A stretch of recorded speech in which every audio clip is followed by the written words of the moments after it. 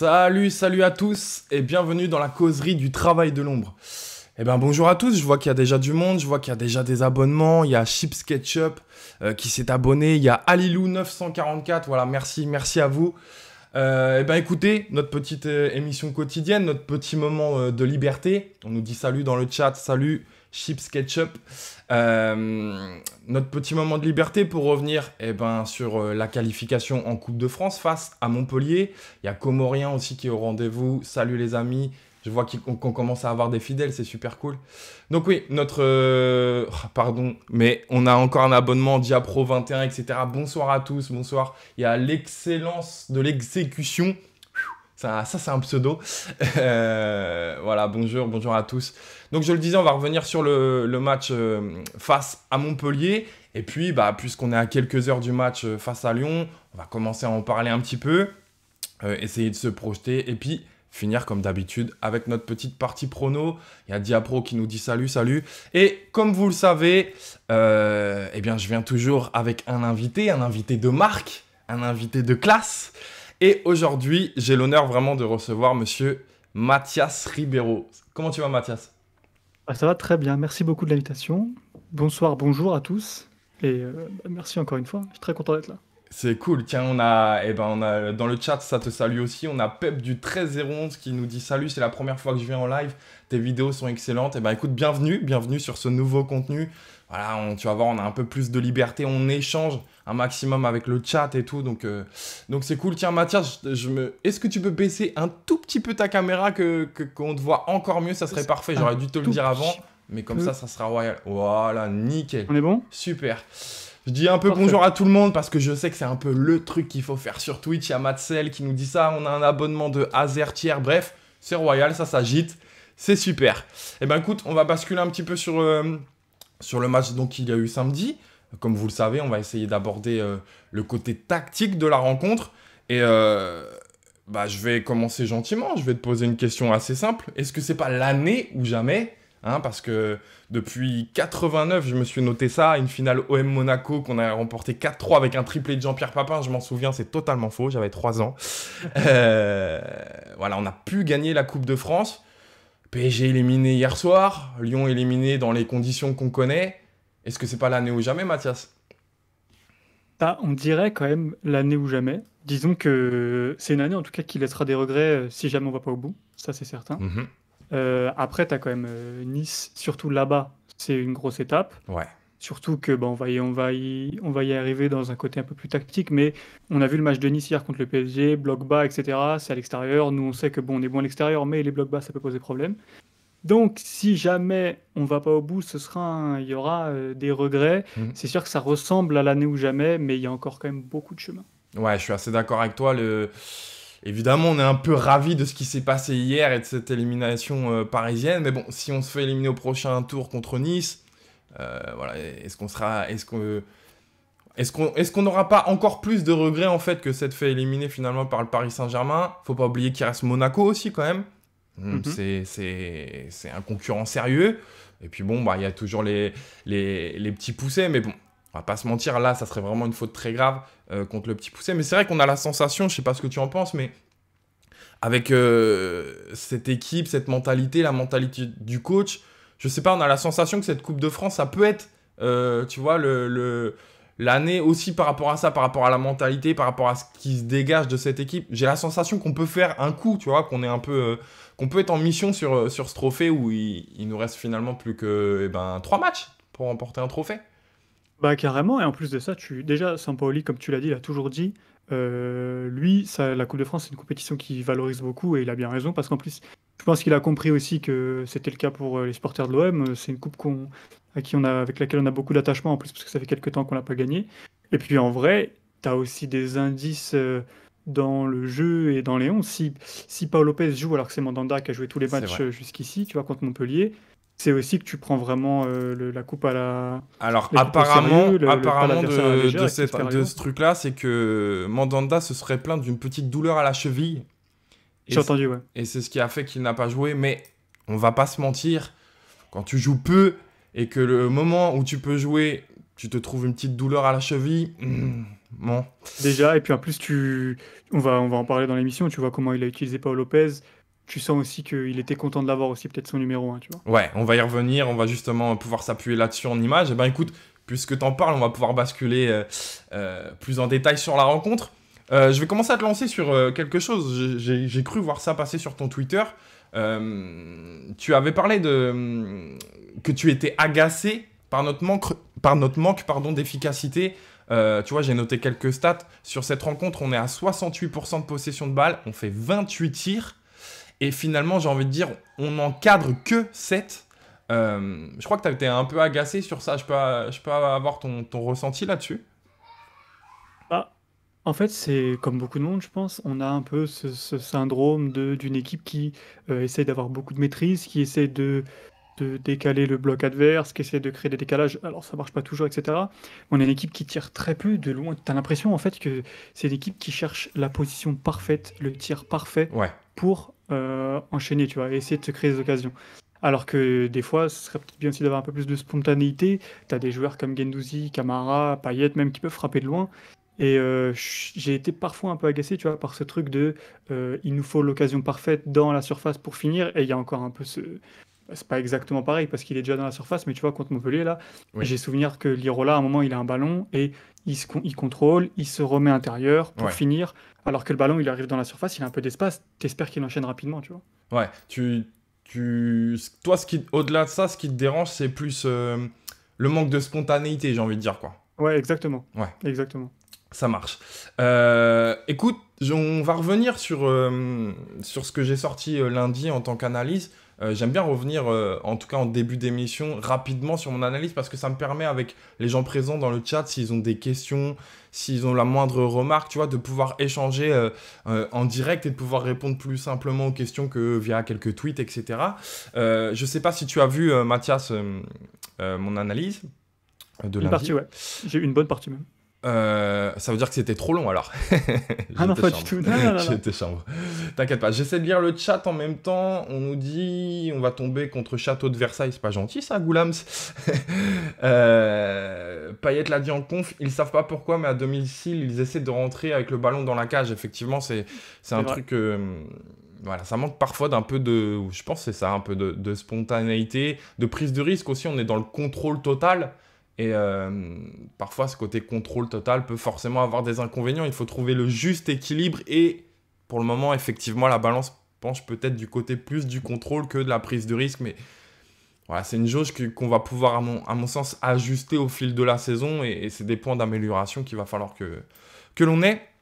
Donc j'évoquais effectivement ma vidéo que j'ai sortie donc hier, qui concerne, j'ai appelé ça une connexion inexistante, et qui concerne le duo Under-Lirola parce que sur cette rencontre, j'ai été vraiment choqué plus qu'à l'accoutumée. Je l'avais remarqué évidemment par moments sur quelques matchs, mais j'ai été assez choqué de cette connexion inexistante entre Under et Lirola.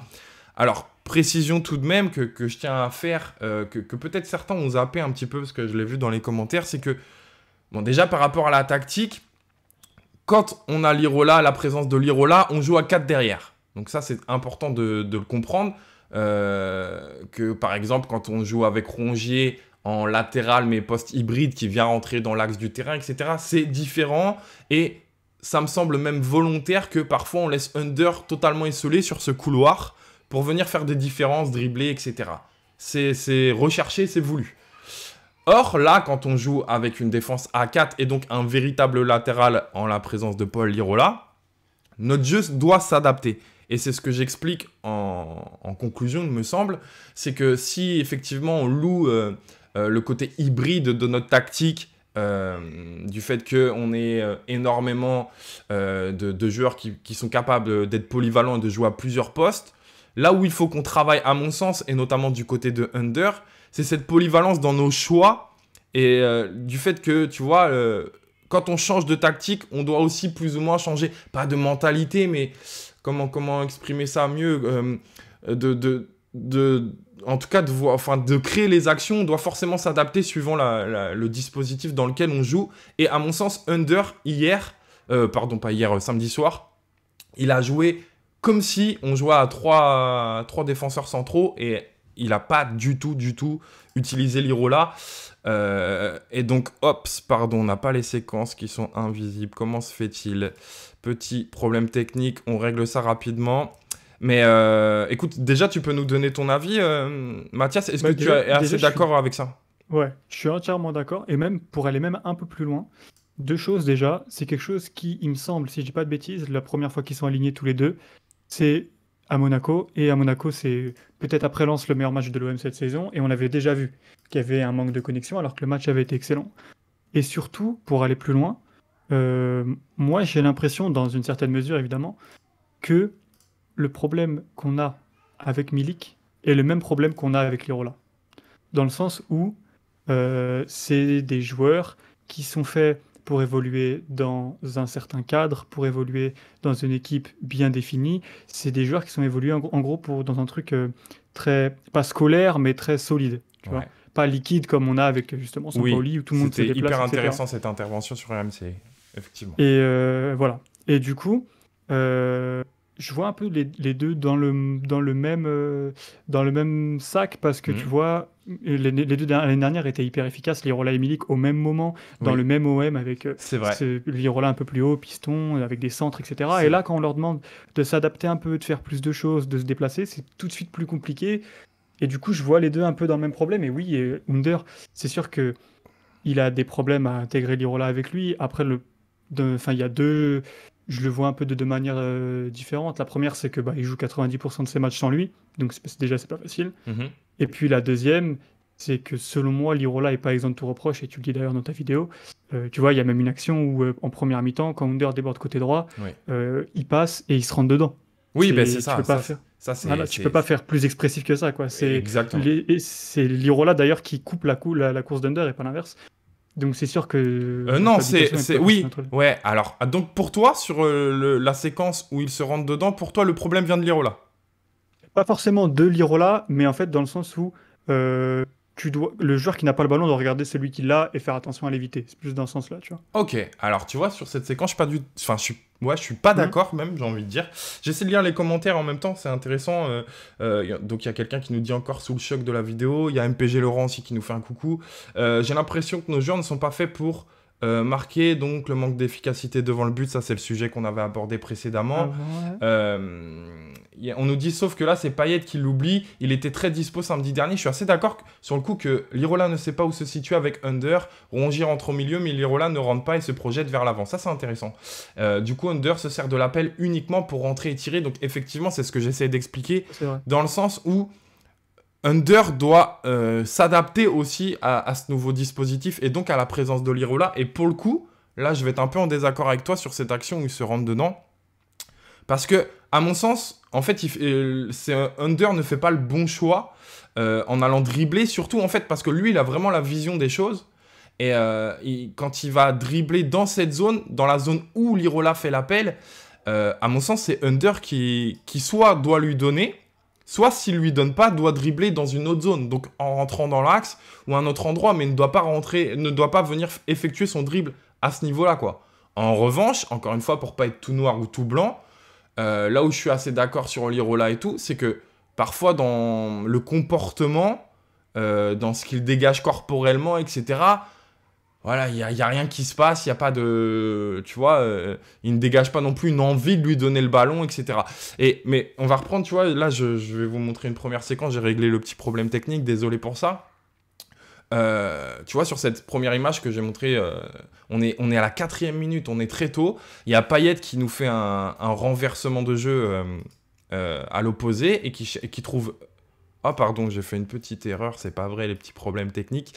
Donc il fait un renversement de jeu, pardon, je disais Payet sur Under. Et donc on se retrouve avec énormément d'espace, je le montre dans la photo suivante. Voilà, on a tout ce flanc droit là, où on a énormément d'espace et on a un 2 contre 2 à jouer. Et en fait, dans cette situation, voilà, on se retrouve quelques secondes plus tard. Il y a Paul Lirola qui passe derrière pour effectuer le dédoublement. Et donc, soit il a le choix avec les flèches que je viens de vous mettre ici, la donner à Lirola pour que Lirola se retrouve en position de centre. Soit il a le choix de rentrer dans l'axe et de se servir de cet appel-là. Ici, vous l'avez deviné, et ceux qui ont vu la vidéo le savent, il va pas faire la passe, il va choisir de rentrer dans l'axe. Or, bah, je trouve que c'est pas le meilleur choix, notamment pour ça, parce que on voit que si au moment où il effectue sa passe, on a un Payet qui est au deuxième poteau, un Rongier qui est au premier poteau, un Enrique qui est en retrait. Donc, la répartition dans l'espace de la surface est, à mon sens, assez parfaite. Les 2 des 3 joueurs sont lancés. Il y a que Rongier qui a un peu arrêté, mais on peut imaginer que si Paul Lirola se retrouve en position de centre, lui peut se mettre en mouvement au premier poteau. Et on a même là, c'est pas voyant sur l'image parce que le plan est un peu resserré, mais un Guendouzi qui arrive lancé un peu en second rideau, qui peut être soit se projeter au deuxième poteau, soit rester en retrait à la ramasse, tu vois. Et le problème, c'est pas à la limite cette séquence, pourquoi pas, il peut faire ce choix Under, c'est pas un problème, c'est pour symboliser un peu les choses. Simplement, le problème sur cette rencontre, c'est qu'il a tout le temps, je dis bien tout le temps, fait ce choix en fait. Et il a manqué de variation dans son jeu, tu vois. Et c'est ce qui m'a choqué le plus. Est-ce que tu t'es fait la remarque, toi aussi, en voyant le match, Mathias ? Ça, je suis entièrement d'accord avec toi, le fait qu'il n'y a aucune connexion entre les deux et que Under l'ignore parfois. Après, la chose avec laquelle je suis pas trop d'accord, c'est que, enfin, en fait, je suis totalement d'accord avec le fait que s'il la donne à Lirola, il peut centrer derrière, il y a pas mal d'occasions, parce qu'en plus, Lirola est très bon sur les centres en Oui, retrait, et au sol, globalement. est-ce que tu trouves pas que, là, en tout cas, dans la situation que je montre, et dans beaucoup de situations, c'est le meilleur choix à faire ? Ou pas forcément ? Bah, je sais pas, est-ce que tu peux revenir au screen d'avant, tu sais, avec le carré Avec qui l'espace, montre les zones, ouais, le 1 contre il 1? est là. Ouais. Tu vas avoir quelques Moi- secondes de retard, mais ouais. Vas-y. Le seul problème que je peux avoir, c'est que là, est-ce que Lirola doit couper dans le dos d'Under, là? Pas sûr. Ouais, alors ça aussi c'est vois intéressant. Ça c'est très intéressant pour toi, et on va faire la flèche pour bien illustrer aux gens, je vais repasser sur l'image d'avant. Pour toi l'appel, j'imagine que tu vas en venir là, c'est qu'il pourrait être intéressant de le faire entre les deux Montpelliérains et partir dans le demi-espace, là, dans le half space. Exactement. Exactement, parce qu'en plus, du coup, ça te permet de... Bon, après, Lirola, quand il fait cet appel-là, il sait qu'il sera pas servi. Donc déjà, ou alors s'il est servi, du coup, là, tu vois, il y a moins de monde dans la surface, bon, pourquoi pas. Mais surtout, ça te permet surtout, là, tu as un pur 1 contre 1 d'Under, totalement libre sur le côté. Donc déjà, ça, c'est forcément une bonne situation parce que Under est excellent dans ces situations-là. Et même, en vrai, j'ai dit que Lirola serait pas servi, mais c'est même pas sûr. Parce qu'on sait en plus que c'est Mollet, là, qui gérait l'interligne. Exact, Mollet, c'est pas le meilleur défenseur de l'histoire. exact. Moi, je pense que si tu fais l'appel derrière, ce qui est pas, c'est un parti pris, tu vois. C'est pas un mauvais inintéressant appel, je cet suis entièrement appel, d'accord avec toi. totalement. Il est pas du tout inintéressant. Mais c'est, à mon sens, c'est peut-être pas le meilleur. Voilà, c'est dans On ce a- sens-là. Après, ça veut pas dire que, pas parce qu'il fait pas cet appel-là qu'il doit pas être servi. On est bien d'accord qu'il y a pas mal de fois où je suis d'accord sur la base du débat que Under l'a ignoré un peu trop de fois. Ouais, oh, tiens, on a un coucou de Campagne 34, un bonjour de la Guadeloupe, c'est assez ouf. Alors, bonjour Ah ouais. à toi, merci de nous regarder, c'est assez dingue, comme quoi l'OM... Bon, on n'est plus surpris, mais ça reste un truc de fou. Ouais, je trouve intéressant de remettre peut-être en question le déplacement de Lirola, là. Alors là, faut pas oublier qu'on est sur une séquence unique. J'ai pas Oui. repris toutes les séquences comme sur la vidéo. Donc la première, là, à la limite, j'ai presque envie d'excuser Under. Pourquoi pas, même si dans cette situation, je le répète, quand on voit comment sont répartis les coéquipiers dans la surface, comment ils sont en mouvement, etc. Ça me semble pas être la meilleure solution. En revanche, c'est très intéressant ce que tu nous dis avec l'appel de Lirola. Et j'ai la sensation, moi en tout cas, quand tu m'évoques ce problème, entre guillemets, si on peut appeler ça un problème, c'est que quand il vient dédoubler dans le dos de Under, c'est typiquement l'appel d'un latéral pur, tu vois. Alors que cet appel que tu nous évoques dans le demi-espace, j'ai envie de dire que c'est l'appel d'un joueur, allez, caricaturons un peu les choses, mais intelligent, tu vois. Et C'est le problème qu'on disait au début, c'est un joueur qui sait peut-être un peu plus lire les situations et s'adapter, là où Lirola est plus scolaire. c'est totalement ça. La semaine dernière, et tu vois, ça fait un rappel à la semaine dernière, et on fait un coucou à Patrick, Football Tactique sur Twitter, qui nous disait, il y a les joueurs qui récitent le football, qu'ils ont appris par cœur, et il y a les joueurs qui comprennent le football et qui savent s'adapter vraiment et lire le jeu et s'adapter à la situation. Et là, typiquement, avec ce que tu viens de nous démontrer en parlant de cet appel dans le half space, c'est exactement ça. C'est que Lirola, à un moment donné, quand Under il est sur le côté le long de la ligne, c'est machinal, c'est scolaire. Je vais partir, je vais faire ma course dans le dos pour appeler ça. Et il va pas avoir cette intelligence, en tout cas dans son déplacement, et se poser au moins la question à savoir est-ce que quel est l'appel le plus judicieux à faire? Est-ce que c'est bien celui que je vous montre là avec la flèche dans le demi-espace que nous parle Mathias, ou effectivement dans le dos comme il le fera un peu plus tard? Toujours est-il que, et ça c'est super intéressant, mais toujours est-il que ça a manqué terriblement de variation, en tout cas sur cette première mi-temps. Under, je crois vraiment, je me suis refait le match, il ne l'a pas servi une seule fois quand il a dédoublé. Pas une fois, c'est assez fou. Quand t'es l'adversaire, au bout d'un moment, ça va, t'as compris quoi. Et là, on va pouvoir dériver aussi sur peut-être les défauts de Lirola, c'est que même s'il est dans une situation compliquée avec l'OM de par ses prestations depuis son retour, à un moment donné, le gars, il a le droit d'avoir du caractère, il a le droit de taper du poing. Et moi, j'ai envie de voir un Lirola qui, à un moment donné, secoue Under et lui dit « Bon, mon coco, ça fait 10 appels que je te fais pour te servir, c'est très bien. Des appels qui te servent, qui sont utiles pour toi, ok. Mais à un moment donné, pas tous, quoi. Tu vois ?» Et on en est arrivé au point que tu évoquais là, c'est qu'à un moment donné, ils sont rentrés dedans, quoi, tu vois. C'est assez fou. Surtout qu'en plus de ce que je vois, après, nous on est derrière notre écran ou en tribune au stade, on n'est pas dans le groupe. Bien sûr. Mais Under, ça a pas l'air d'être une terreur, ça a l'air d'être plutôt même de quelqu'un de cool, de compréhensif, qui est intégré dans le groupe et tout. Et je pense que tu vas lui faire une remarque bien formée, tu vois, faut pas lui hurler dessus non plus. Voilà, personne mérite ça, mais de juste lui rappeler. Après, peut-être trop, il le rappeler, on l'a pas vu à la télé, c'est possible aussi. Mais je pense pas que c'est un mec qui, tu vois, c'est un mec qui refuserait le débat, et je rejoins ce que tu disais au début avec Lirola. Ce qui me dérange aussi, après ça c'est une question de mentalité et tout, et donc dans le foot on sait pas trop ce que ça vaut, mais t'as l'impression aussi que c'est un mec qui fait pas forcément tout pour exister, et qui fait pas tout pour s'en sortir, et c'est ça moi qui me dérange parfois, tu vois, le fait de subir un peu les matchs, et de donner en tout cas l'impression d'accepter ça, tu vois. Eh ben tu vois, on va le voir avec une séquence après. Par contre, je vais lire un commentaire de Chips Ketchup qui est intéressant, il nous dit... pardon, là c'est une vraie question, est-ce que c'est Under qui évite Lirola ou Lirola qui ne comprend pas son ailier? Personnellement, vu que Under est en grande forme, si j'étais Lirola, je ferais tout pour lui, et donc l'appel entre les deux. Est-ce que tu penses que, vu l'état de forme de Under et vu ce qu'il produit jusque-là, Lirola il doit vraiment se muer en... serviteur, je sais pas comment on pourrait dire, en tout cas faire des appels qui servent uniquement Under, et pour toi du coup Lirola là, de par l'état de forme des uns et des autres, c'est-à-dire de Lirola et également d'Under, il est pas en position pour toi de dire à un moment donné donne-moi la passe, fais-moi la passe pardon, et de par ses appels, en tout cas c'est ce que j'ai l'impression de comprendre avec ce que nous dit Chips Ketchup, il doit plus servir que recevoir le ballon. Je suis d'accord que la question se pose, et je pense qu'honnêtement, c'est un peu des deux. Si tu vois une connexion aussi faible, c'est que c'est un peu des deux. Faut pas non plus tout mettre sur le cas de Lirola. Il y a aussi des fois où Under pouvait le servir et il l'a pas fait. Mais je vois le principe de ton ailier est en très bonne forme et tu fais tout pour lui. Et ça a du sens, évidemment. Sauf que ça, je pense que c'est de notre point de vue. Quand tu es du point de vue d'un joueur de foot, c'est compliqué de te dire je vais faire des appels dans le vent pendant 90 minutes parce que lui en ce moment il marche sur l'eau. C'est pas possible en réalité.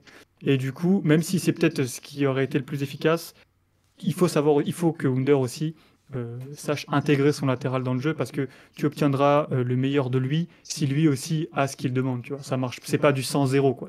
C'est forcément, les deux doivent mettre un peu d'eau dans leur vin entre guillemets quoi. On est d'accord. Tu vois, il y a Carlito qui nous dit quand il se rentre dedans, c'est justement quand Lirola tente cet appel dans le demi-espace, et c'est très très juste.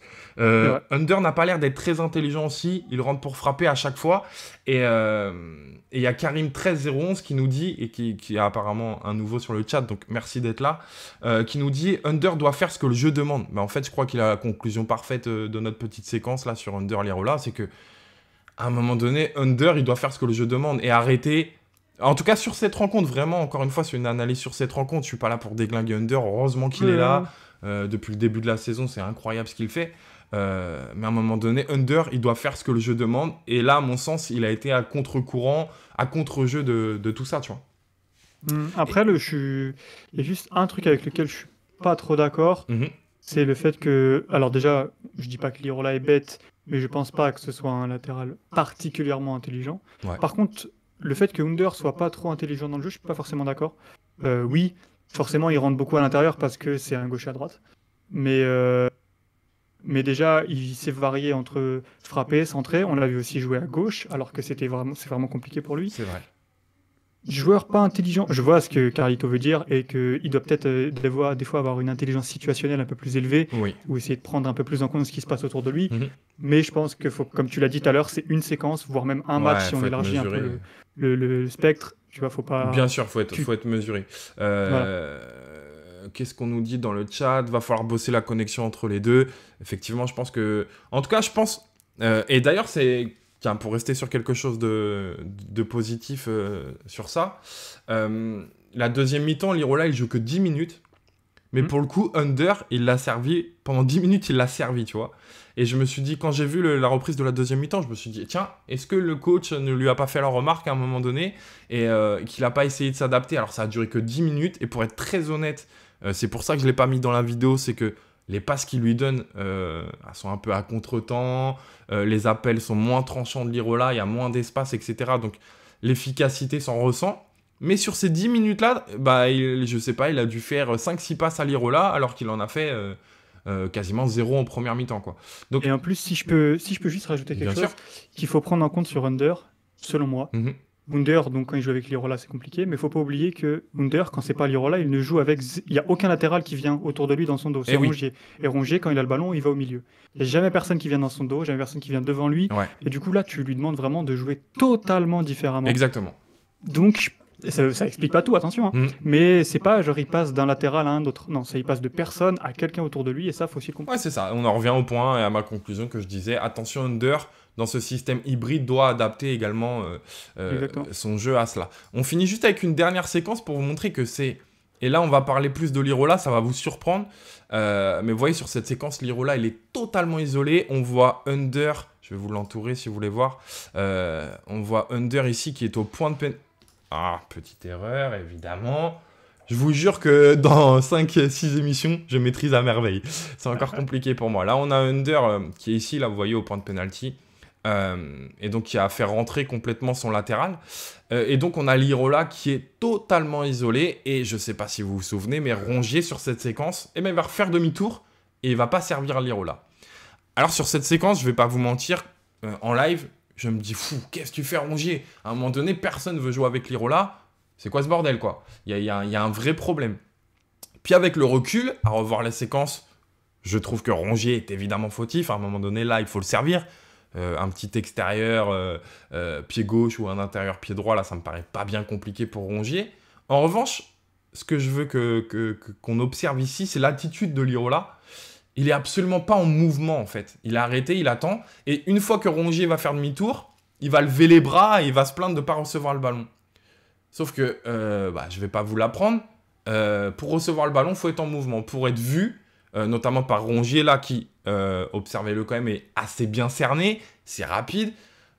Pour avoir le coup d'œil, il faut qu'il y ait du mouvement. Et tu vois, il faut que tu donnes envie de recevoir le ballon. Et là, Lirola, il a arrêté, il donne pas envie de recevoir le ballon. Alors qu'il a l'espace nécessaire pour faire la course, pour ne pas être hors jeu.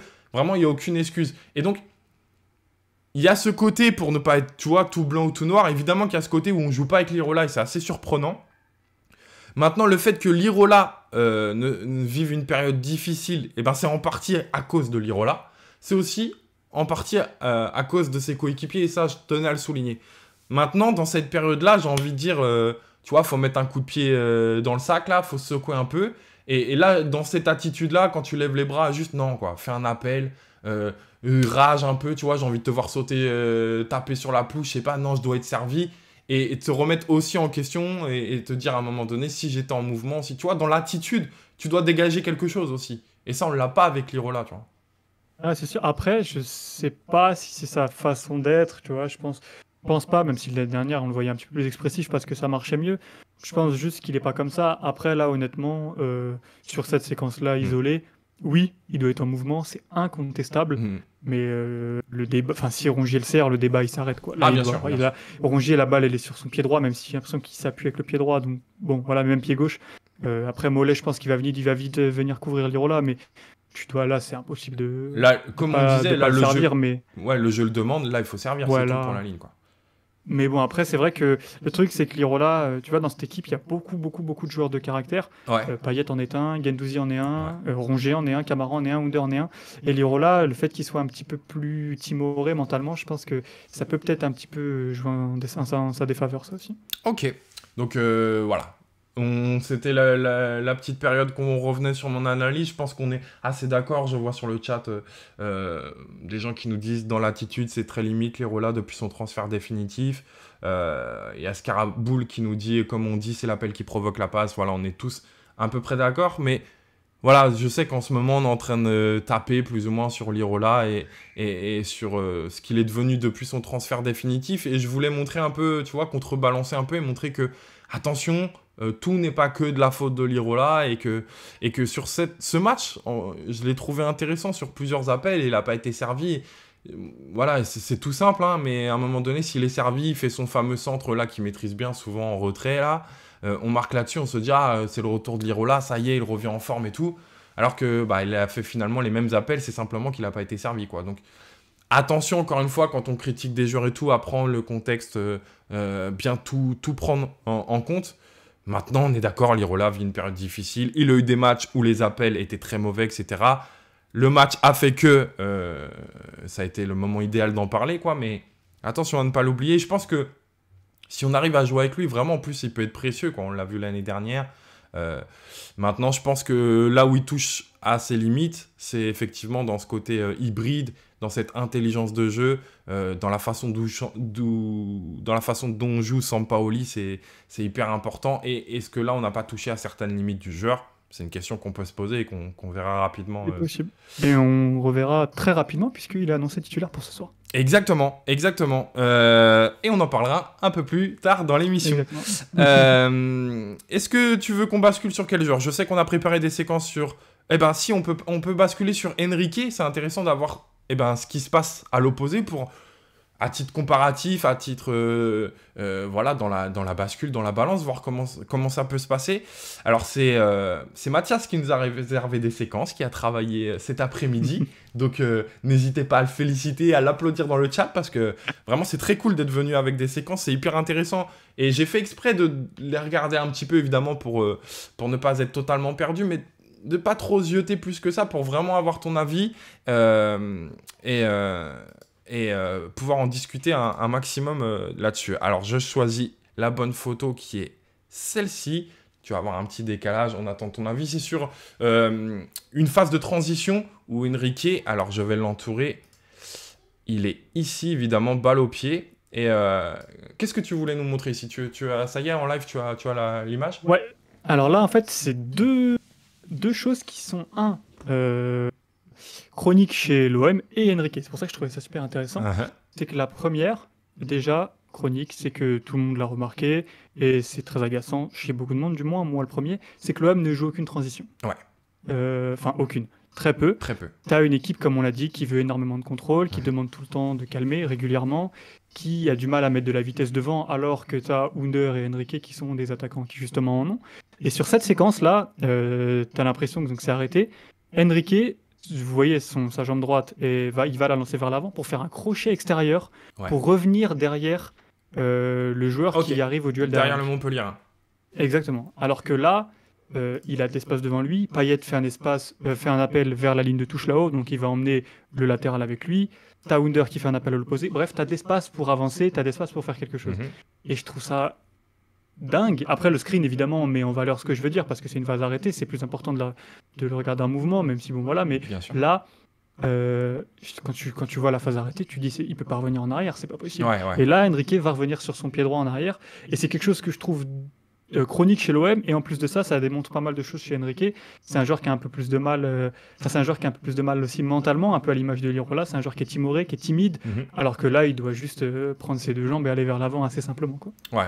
Je suis assez d'accord avec toi sur les transitions qu'on joue, soit qu'on ne joue même pas, qu'on ne tente pas, soit qu'on joue plutôt mal. Et effectivement, Enrique, bon là, on sent un gros manque de confiance. On va le voir d'ailleurs sur j'imagine, les séquences que tu m'as réservées un peu plus tard aussi, mais voilà, là je peux que être d'accord avec toi. À un moment donné, là faut encore progresser balle au pied, faut essayer de passer devant plutôt que de passer derrière, comme tu l'as dit, là, j'essaie de mettre la flèche pour illustrer.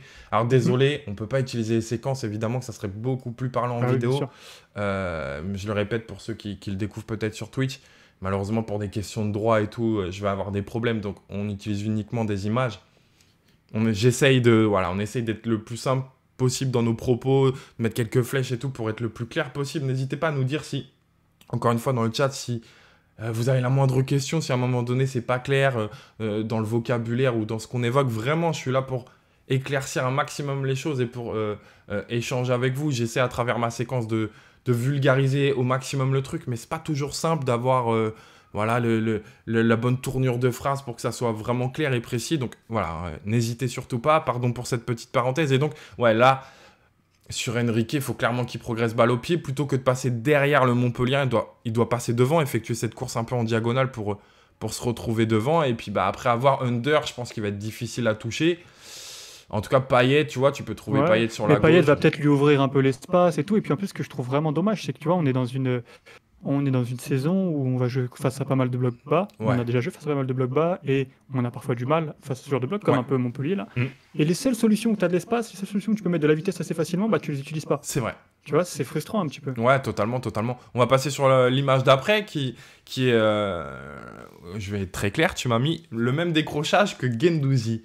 Effectivement, je pense, je prends un peu la parole avant de te laisser évoquer cette séquence parce que ça va te permettre de la voir arriver. Alors, on a Enrique qui est ici, si je me trompe, non, qui est bien sûr sur l'aile là, complètement. La ligne, ouais. Et on a Guendouzi qui est un peu plus dans l'axe et on voit Guendouzi. J'imagine que ça fonctionne comme ça, tu me confirmes, mais Guendouzi va venir décrocher ici dans une position un peu de latérale, puisqu'on voit Luan Pérez qui, à contrario, est un peu plus axial. Et donc j'imagine que en même temps que cet appel de Guendouzi, on a Enrique qui vient décrocher ici un peu plus bas pour demander le ballon sur le côté. C'est bien ça? Exactement ça. Et donc Et effectivement. surtout, tu vois, Ouais. en fait, là-dessus, il y a deux choses qui me posent problème. La première, c'est que, pour être très honnête, ce screen, il est pris et 5 secondes plus tard, Enrique se rend compte de son erreur et il va se replacer assez haut pour fixer le latéral adverse. Ok. Mais déjà, ça te montre une mauvaise compréhension un petit peu du côté collectif de l'OM. Oui. La deuxième, c'est que Konrad était très bon à ce niveau-là. Konrad, lui, est très fort pour fixer assez haut et tout, ça se Oui. passait plutôt bien. Oui. Et surtout, ce qui me dérange le plus, c'est que ce décrochage de Guendouzi, tu l'as à tous les matchs de l'OM depuis le début de la saison, ou presque. Oui. Et ça, c'est quelque chose de... Alors, je sais bien que Enrique est peut-être pas très à l'aise à gauche, mais c'est quand même quelque chose de plus ou moins simple à comprendre. Mhm. Et tu sais que de toute façon, Guendouzi va aller faire cet appel-là. Et c'est pas un mauvais appel en soi, parce que tu vois, il veut se rendre disponible. Il est pas scandaleux, Mhm. ce screen. Mais ça montre quand même un côté un petit peu, soit pas concentré, soit pas intégré totalement dans le collectif. Et Ouais. Un peu il y a un manque de lecture de jeu, quoi, tout simplement. Ouais. ouais, tout simplement, ouais, voilà. Ouais, on est d'accord. En plus, ouais, Guendouzi le fait très très souvent.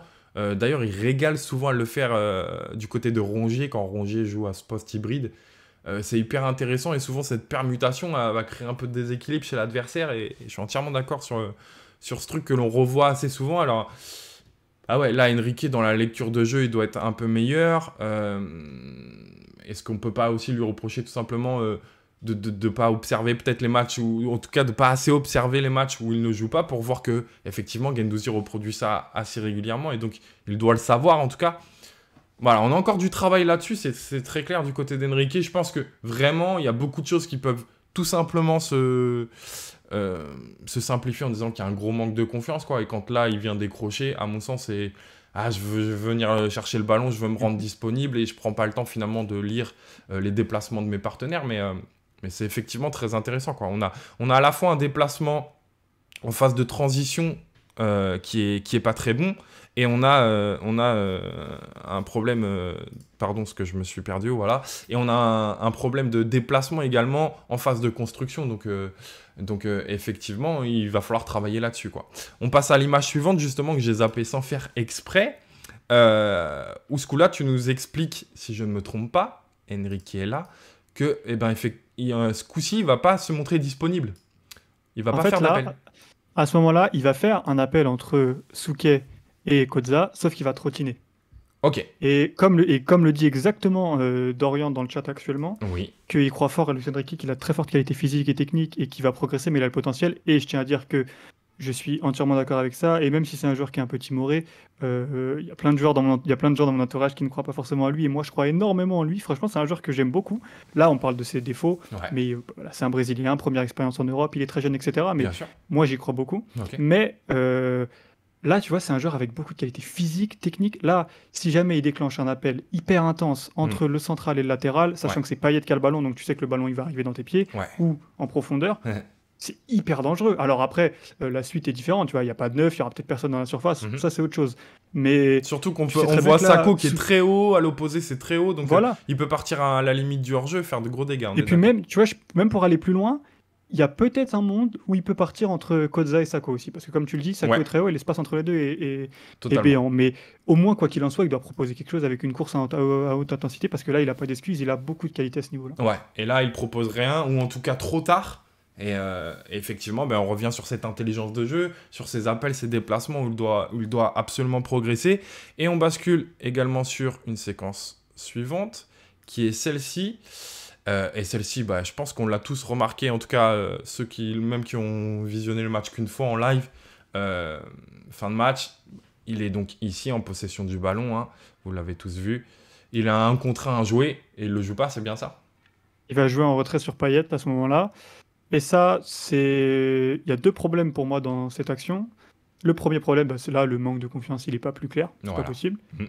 Et puis, il y a un deuxième problème qui est, selon moi, un peu moins de son fait. C'est le fait que là, pour dribbler, si tu veux aller vers le but, il faut aller vers la ligne de but, et donc sur son pied gauche, Oui, et il est droitier. ok. Bon, bah, on est Et à... donc là, Ouais. et donc là, tu vois, c'est peut-être là où tu te dis, si c'est un contre un, il est à droite, peut-être qu'il le joue. Et il y a beaucoup de séquences où, en gros, tu vois, la zone qu'il y a entre lui et la ligne de but, au fond, il l'attaque jamais. Même déjà, de base, il l'attaque très rarement. Mm. Et là, dans le match, il l'attaque jamais. Et la question du pied, là, elle se pose, à mon avis. Totalement, totalement. Et ce qui est frustrant, c'est qu'on le voit encore, il y a trois... Tu vois, sur certains matchs, on avait moins de présence dans la surface de réparation, on arrivait à progresser, arrivé au 16-50, ben, on n'avait pas grand monde pour finir les occasions dans la surface. Et ce qui est rageant, c'est que sur toutes les séquences, tu vois, qu'on a montré jusque-là, où on est dans les 20-30 derniers mètres, on a du monde qui s'est projeté dans la surface adverse, vraiment, et on n'en a pas profité, quoi. Là, on voit Guendouzi, on voit Rongier, on voit Under dans la surface, on voit un Payet également, là, qui est situé ici, si vous ne le voyez pas, hop, qui peut arriver lancé, pareil, pour se retrouver en retrait. Il y a vraiment des solutions intéressantes. Et en fait, on les refuse. On refuse de jouer ces séquences et c'est un peu frustrant. Mais effectivement, je suis entièrement d'accord sur le fait qu'il soit sur son mauvais pied a forcément joué. Mais à un moment donné, voilà. Là, ça y est, il faut que tu te montres. Là encore, c'est une question de caractère, quoi.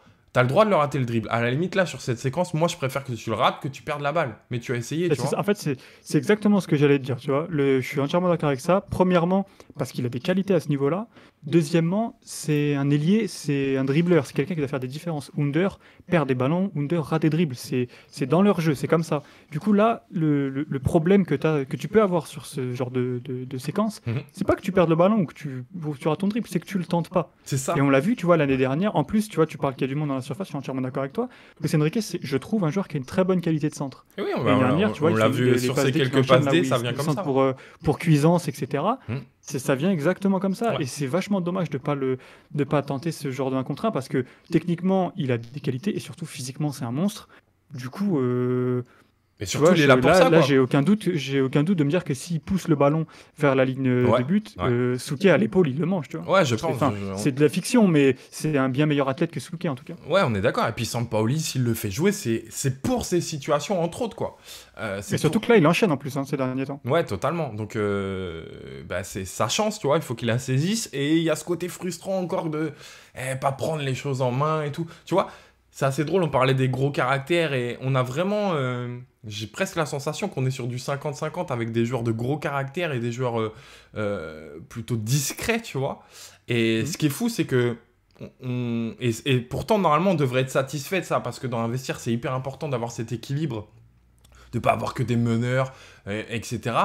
Et j'ai vraiment la sensation que, de par le système, de par ce que souhaite Sampaoli, et même de par l'ambiance, comment ça fonctionne, etc., dans ce vestiaire, en tout cas de ce qui s'en dégage, Bah en fait non, je suis pas certain qu'il faut un équilibre dans ce vestiaire. Il faut vraiment des mecs de caractère. En tout cas, j'ai l'impression que plus on en a, mieux on est, tu vois. Plus on... Surtout qu'en plus, moi, ce qui me pose problème, c'est pas tant. Enfin, sur le vestiaire, je suis assez d'accord avec toi, mais c'est du caractère sur le terrain, tu vois. Et quand tu prends le parallèle avec Conrad, qui est son pendant à gauche, Conrad, ça a l'air d'être un mec super discret. Ouais, Mais par contre, sur le terrain, dès qu'il a le ballon, il va fixer. Dès qu'il a le il y ballon, va. il joue sur Ouais, un contre ouais. un. Il va directement défier l'adversaire. Euh, Et c'est un mec qui a pas un caractère. T'as l'impression. Enfin, je pense pas que ce soit un leader dans le vestiaire. Je suis presque même sûr que non. mhm. Mais par contre, sur le terrain, il a confiance en ses qualités et il y va, C'est quoi. ça, Et c'est il, ça le problème il avec tente, Enrique, c'est il que tente de saisir sa chance, on est d'accord. voilà, tu vois, on te demande pas de crier dans le vestiaire et faire des discours à la mi-temps, on te demande juste de prendre confiance en toi et d'aller fixer ton latéral en un contre un. C'est ça. Alors, surtout que c'est le moment, comme tu le dis, il est aligné à plusieurs reprises de la part de Sampaoli. Donc, c'est le moment, voilà. Luis, je sais que tu nous entends pas, mais saisis ta chance. On finit avec une dernière image que tu m'as envoyée, en tout cas, à ce sujet, pour rester sur ce système enfin, sur ce thème des transitions. C'est celle-ci où Payet, je vais vous l'entourer, qui est au cœur du jeu, vous le voyez, et ben il dit à Lirola de ne pas venir jouer la transition, prends ton temps, viens, on repart en gros sur une construction lente. Voilà, tu m'as fait prendre enfin tu m'as envoyé cette séquence, je veux ton avis là-dessus parce que au-delà de cette image arrêtée, c'est quelque chose que j'ai vu sur le match précédent, c'est quelque chose que j'ai vu sur le match précédent encore, etc. etc. Ça doit faire 5-6 matchs que je vois Payet effectuer ce geste. Et bah, et tu vois, quand je t'ai envoyé le screen, je voulais t'écrire, on le voit régulièrement et tout, mais je me suis dit, on va prendre un truc très, Contre très Lens, court. on l'a Et vu c'est quelque chose sûr qu'on et voit on en tout a le parlé, temps. il me semble. Et on l'a Ouais, vu le match précédent, j'ai perdu, c'est contre Lille. c'est ça. On l'a vu C'est ça. quelque chose qu'on voit tout le temps. Et là, ce que je trouve dommage pour deux choses. La première, c'est qu'on me dise pas que c'est une question physique parce que c'est la 27e. Oui. La deuxième, c'est que, comme je disais tout à l'heure, tu te casses souvent les dents contre des blocs bas. Mhm. Quand tu as des espaces, tu les exploites pas. Et comme le dit Diego dans le chat, là tu peux pas faire plus clair, tu peux pas mieux comprendre que c'est une consigne de Sampaoli, tu vois. Ouais. Payet, ça c'est le capitaine, c'est j'imagine son relais. Ouais. Tout le monde, tous les gars du groupe disent que c'est son chouchou. Mhm. C'est le mec qui traduit peut-être le mieux, en plus qui s'épanouit le mieux dans l'équipe. C'est une équipe qui ne veut pas jouer les transitions parce qu'elle a peur un peu du déséquilibre qu'on avait en début de saison, Totalement. je pense aussi. Et du coup, bah, tu vois ça tout le temps, à tous les matchs, ralentit le jeu. Et c'est ce qu'on disait aussi au début du live. C'est une équipe qui veut se créer des occasions parfaites avec le bloc dans la surface adverse. On crée des décalages et on tire uniquement dans la surface. Et c'est une équipe qui a peur un peu, qui n'a peur ou qui ne veut pas, je sais pas, mais mettre de la folie dans les matchs et mettre du rythme. Et voilà. Ça, c'est une transition qu'on jouait sur les 10 premiers matchs jusqu'à ce qu'on joue Lens en fait. J'ai vraiment Mais la sensation là, qu'il y a une les bascule. 10 premiers matchs, je pense que Lirola sert soit Rongier, soit Payet, et sur les côtés, ça pète devant, et ça Alors, part en si je me profondeur. trompe pas, arrête-moi si je fais erreur, mais en plus, il me semble que sur cette séquence, il y a Under qui fait un appel contre appel et qui se montre disponible en profondeur. On Et ne le voit c'est... pas là, il est en bas à droite. Ouais, on le voit pas, voilà, il Mm. est en dehors de l'image. Et qui fait un appel plutôt intéressant, mais d'une, déjà, Lirola dans son positionnement, je sais pas si c'est parce que tu le prends un peu tard et tout, mais bon, on sent qu'il veut déjà pas la jouer du tout. Et puis, on a Payet qui en meneur d'homme, prend un peu la parole là-dessus. Mais alors, je vais te poser une question. Si effectivement, c'est volontaire, hein, ça veut pas dire que je suis en désaccord avec toi, mais pour animer le débat, pourquoi alors Under effectue cet appel si on sait que c'est la transition, on veut pas la jouer? Pour moi, c'est pour deux raisons. La première, c'est parce que c'est le style de joueur qu'il est. C'est un joueur qui est capable de partir en profondeur, comme il avait fait sur une transition d'ailleurs quand on reçoit Saint-Etienne au début de saison, quand Oui. Payet l'ouvre et qui sert Guendouzi à l'opposé. Oui. Qui sert Conrad, qui sert Guendouzi. Et aussi, je pense que c'est parce que Under voit un appel libre, et puis tu sais, il y a les consignes de Sampaoli qui valent ce qu'elles valent et qui sont écoutées, bien évidemment, mais il y a aussi la liberté créative des joueurs. Et si là, Lirola décide d'envoyer un très bon ballon dans le dos de la défense et qu'Under est trouvé et que derrière il y a but, on parle pas des consignes de Sampaoli et on parle du bon appel, de la bonne passe, etc. Et c'est des choses à nuancer, je pense. Il y a pour moi, en tout cas, il y a les consignes d'un coach, mais il y a aussi la sensibilité et la volonté des joueurs de jouer sur un terrain. Et c'est pas parce que là, si Lirola là allonge, ça veut pas dire qu'il écoute pas Sampaoli, quoi. Je pense que c'est un peu un tout. Ça marche, ok, ben on a ton avis. En quelques secondes, on a plein de personnes qui s'abonnent, donc voilà, je les remercie tous. On a GTX3, on a Bocagino, on a Deukun et Stojakovic. Voilà, que des blasts compliquées. Mais merci d'être là, ça fait super plaisir. Je vois qu'on est un bon nombre à nous écouter, donc ça fait vraiment plaisir. Écoute, j'aime bien dans mes émissions faire une sorte de petite mi-temps à l'image d'un match, pour faire une petite pause, parce que je peux avoir conscience qu'une heure et demie de tactique et d'images, de flèches, on a besoin de souffler à un moment donné pour mieux digérer tout ça. Et j'aime bien prendre ce moment pour évoquer un peu mon invité. Et pour te faire découvrir un petit peu ce que tu fais. Est-ce que tu peux expliquer un petit peu à tout le monde ce que tu fais au quotidien? Moi, je fais déjà des vidéos sur YouTube où je parle de tactique, de plein. Alors, c'est quelquefois un peu plus axé sur l'OM parce que c'est l'équipe que je supporte, mais surtout surtout les sujets qui me paraissent intéressants sur toutes les équipes d'Europe. Et puis là, depuis récemment, j'écris dans un média qui s'appelle Coparena sur la CAN, sur plein d'autres sujets. Et puis globalement, voilà, je suis quelqu'un sur Internet qui essaie de produire du contenu sur le foot et globalement l'aspect tactique. Et d'ailleurs, c'est comme ça que nous, on a été mis en contact, etc. Enfin, Oui. on s'est mis en contact. Mais voilà, je suis quelqu'un qui essaie de parler de foot sur Internet en très gros. Ça marche. Eh ben, n'hésitez vraiment pas à suivre.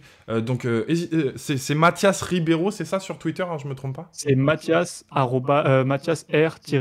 Mettre dans le chat. Voilà, donc n'hésitez pas à aller le suivre très régulièrement. Et comme il le dit, comme on le voit avec le maillot qu'il porte, c'est un supporter marseillais. Donc très régulièrement, parfait, je vois que tu l'as mis dans le chat, t'es un vrai.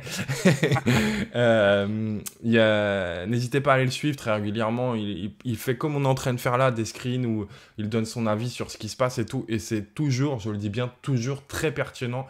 Donc voilà, n'hésitez pas à le suivre. Et c'est avec un grand plaisir que je t'accueille.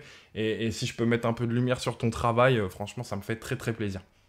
C'est vraiment très gentil. Et même au-delà de ça, c'est super cool pour moi déjà d'être là avec toi, d'être avec le chat, etc. Et en plus de ça, t'es quelqu'un que je regardais depuis quelques temps déjà, depuis pas mal de temps. Okay. Et donc, on se connaissait même pas que je regardais tes vidéos. Donc, c'est très cool pour moi d'être là. Merci. Franchement, voilà, le plaisir est partagé. Alors, je vois là tous ceux qui sont abonnés. Il y a Deukun qui nous dit un plaisir de te retrouver depuis le Phocéen, pardon. Je savais plus où te suivre. Eh ben, écoute, tu fais partie de nombreuses personnes qui sont dans ce cas. Et ben, tu le vois comme en bas de l'image là, le travail de l'homme.com. Voilà, dès l'instant que je suis parti du Phocéen, j'ai créé mon propre site, letravaildelhomme.com. Vous pouvez retrouver également l'application, que ce soit sur Android ou App Store. Donc voilà, n'hésitez pas.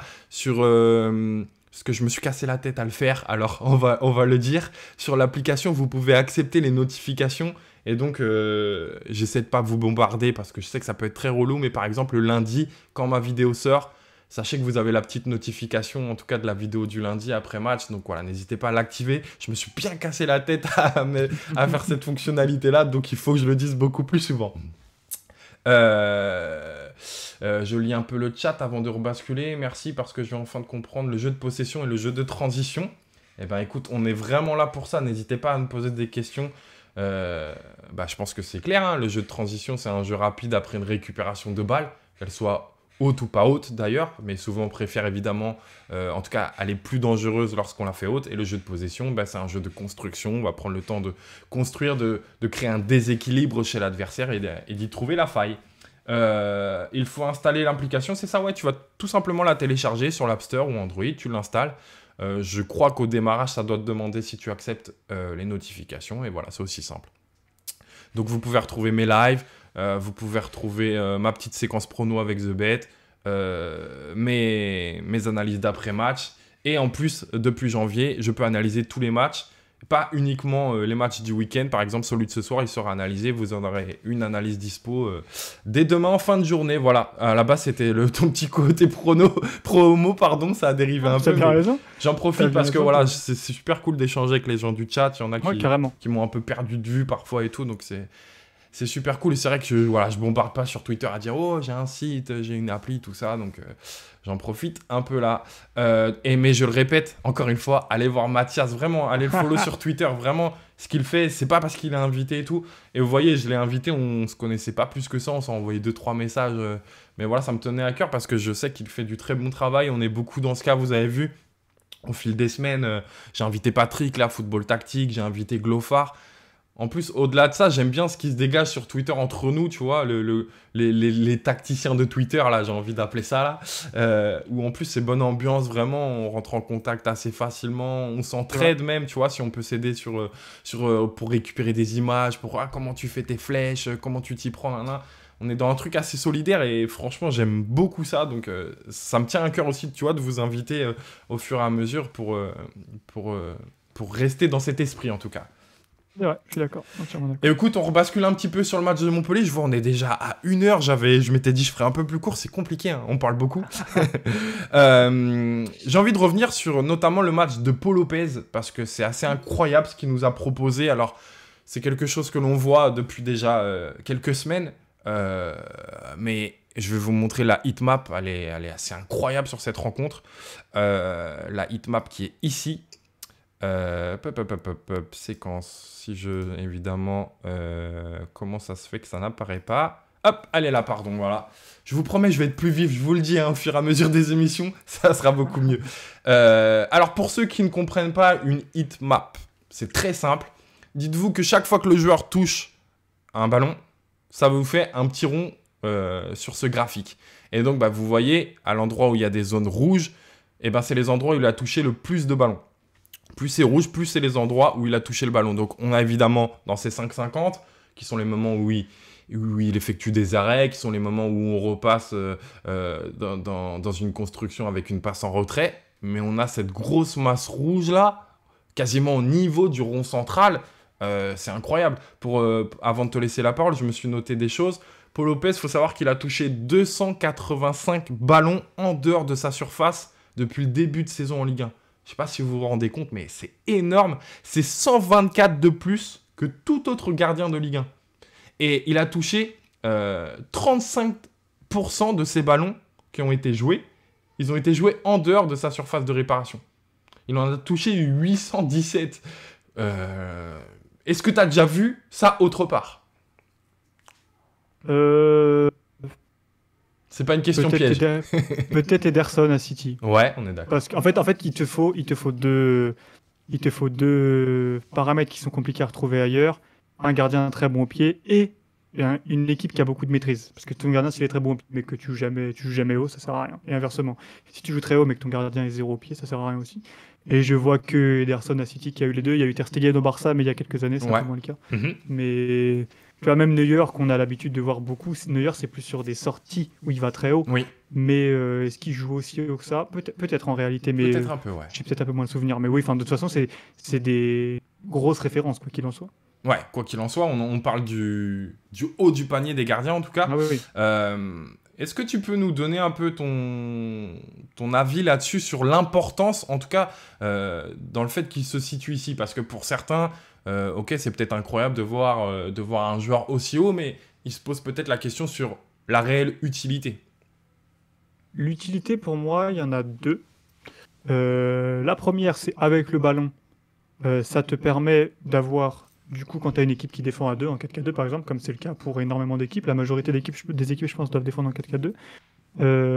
Du coup, toi, si tu as 2 centraux, plus ton gardien, tu es à 3 à la relance, donc tu as un joueur en plus par rapport aux attaquants en face. Donc déjà, tu trouves plus facilement des solutions. Et avec le ballon, c'est de pouvoir installer ton bloc très haut, c'est-à-dire que du coup, ton dernier joueur, donc qui est ton gardien, est assez bas. Du coup, si tu as tes centraux à la médiane, s'ils font une passe en retrait, ta passe en retrait, elle vient pas dans ta surface, mais elle vient devant ta surface, où est Paul Lopez, et du coup, ça évite à ton bloc de trop reculer. Et tu vois, je vois Scaraboule dans les commentaires dans le chat, comment tu veux faire un jeu de transition rapide avec ce type de gardien aussi haut. En fait, c'est pas vraiment la même chose, parce que le jeu de transition, c'est quand tu perds la balle, alors que là, en fait, en réalité, il est très haut quand on a le ballon. Donc, tu peux quand même jouer la transition avec ce genre de gardien, je pense. Je suis assez d'accord. Et ce qui est intéressant aussi sans ballon, la dernière chose qui est intéressante sans ballon que j'ai oublié, c'est que du coup, quand tu as une transition adverse, par contre, le fait d'avoir un gardien aussi haut, ça te permet aussi de sortir et d'annihiler des fois des occasions Eh ben, où parfait. l'attaquant aurait pu prendre la profondeur alors que... Eh ben, tu sais quoi, j'en ai une en image pour vous montrer. Alors, j'ai Bah voilà, simplement parfait. pris au moment de l'intervention, mais on a une passe en profondeur. Forcément, on est bloc haut. Le risque, c'est Voilà. d'être pris en transition. Et là, on le voit en image où la sortie. Alors, pour être tout à fait honnête, Saliba a de l'avance sur son vis-à-vis au Oui, je départ, pense. et donc je pense qu'il est capable de couvrir. Mais on voit où Paul Lopez intervient et il le fait Au moins, très bien. ça t'évite d'avoir ce problème et ce dilemme-là, quoi. Exactement, exactement. Donc, Et puis sur ce que je disais, les équipes qui défendent en 4-4-2, et il est le joueur en plus à la relance. Sur le screen d'avant, c'était hyper bien eh ben, j'allais, ouais. ciblé, hyper bien exprimé, voilà. Ouais. T'as le joueur en plus et du coup, ça te libère. En fait, Paul Lopez peut... Enfin, si Paul Lopez est pressé, Saliba ou Kalitakar est libéré, et Exactement. inversement, du coup, tu auras toujours un joueur libre. Là, on voit le parti pris de Montpellier, c'est de complètement bloquer Camara. Ils se mettent tout simplement autour de Camara, là, qui est au cœur du jeu. Et en fait, pour eux, l'idée, c'est d'avant tout de bloquer l'axe du terrain, surtout cette première relance qui peut casser, en fait, cette première ligne adverse. Et ils forcent, entre guillemets, Paul Lopez et Caleta Char à écarter, en tout cas. Et donc, la présence de Paul Lopez entre ces deux centraux nous permet d'écarter encore plus et donc de travailler encore plus sur la largeur. Et donc ça, c'est super intéressant. Je m'étais noté celle-ci, oui, qui est assez incroyable aussi sur cette séquence. C'est pour vous montrer, vous voyez, sur la séquence précédente, je vous montre que Camara, il est complètement pris au cœur du jeu. Et donc, on est forcé, entre guillemets, en tout cas, Montpellier essaie de nous forcer à jouer sur les côtés avec Caleta Char ou Saliba.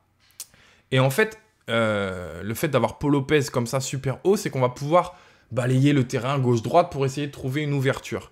Et ce qui est super intéressant ici, c'est que, on le voit, je l'entoure. Là, on a Guendouzi qui est venu décrocher, qui est venu apporter du mouvement.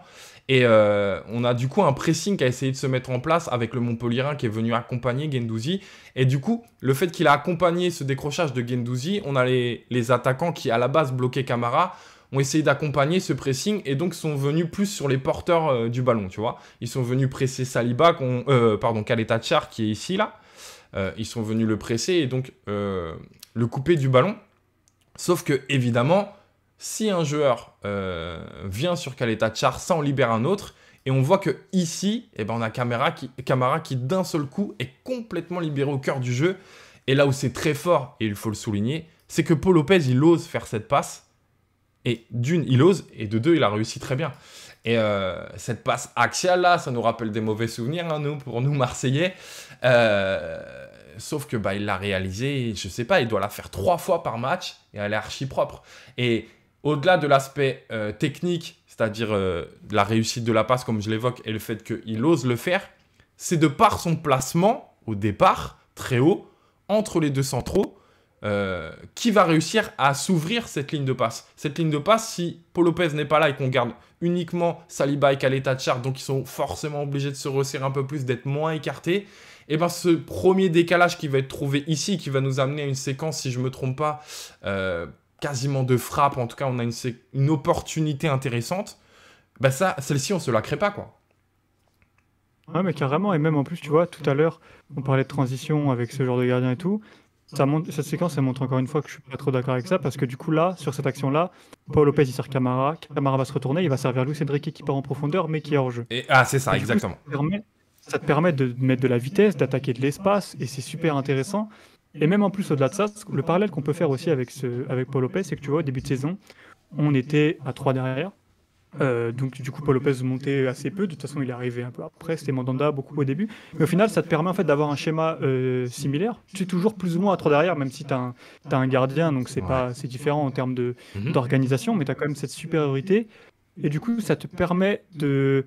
En fait, tu gagnes toujours le fait d'être à 3 derrière, mais par contre, tu perds pas le fait de t'exposer, parce que du coup, tu es à 4, et du coup, quand tu n'as pas le ballon, tu peux resserrer.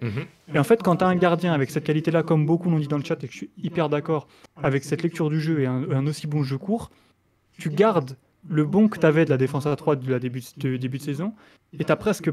t'as assez peu au final de défauts avec ça, tu perds assez peu, si ce n'est peut-être que du coup Saliba ou Luan Pérez, c'est Luan Pérez en fait qui en pâtit le plus parce que du coup il décale côté gauche, mais au final c'est win-win dans tous les sens parce qu'en fait, défensivement, tu peux défendre l'espace dans ton dos, surtout que, comme on a dit, l'OM, c'est une équipe qui contrôle beaucoup, donc elle laisse beaucoup d'espace dans son dos parce qu'on joue assez haut. Il est capable, lui, de trouver des passes intéressantes comme sur cette séquence. Il est capable d'amener une supériorité, le 3 contre 2. Enfin bref, honnêtement, ce qu'apporte Paul Lopez aujourd'hui à l'OM, en plus d'être un très bon gardien sur sa ligne, parce que c'est la base de son jeu, bien évidemment, bah je dis pas que c'est parfait, mais on n'en est pas loin, quoi. Pour le moment, on est dans ça. Et il faut rappeler dans quelles conditions il arrive, après une saison hyper compliquée à la Roma, où vraiment sur les matchs importants et tout, il se rate complètement.